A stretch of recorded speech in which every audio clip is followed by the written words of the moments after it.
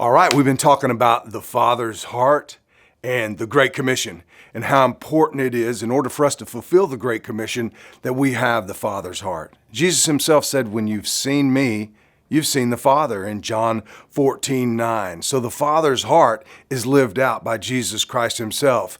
And he told us that the great commandment is to be about loving God with all our heart, our minds, our soul, and our strength.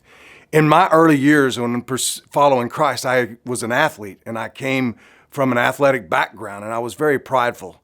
And one of the things that I thought in relationship to the Father's heart and the Great Commission was that it was about a competition, actually with other believers, to see who could get the most trophies or salvations, lead people to Christ. And so my motivation, my heart for pursuing the Great Commission was actually very wrong. It was off base. I treated people like they were objects or trophies. I competed with my fellow believers. And then I had to turn from that, to repent of that and recognize that I didn't have the Father's heart.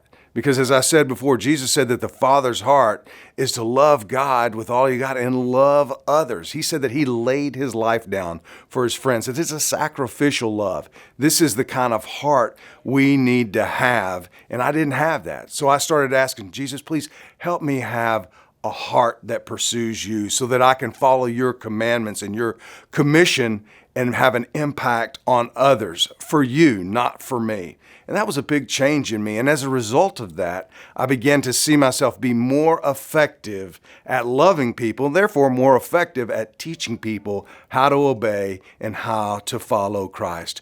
Do you remember the story of the prodigal son? The incredible love displayed by the father to his lost son?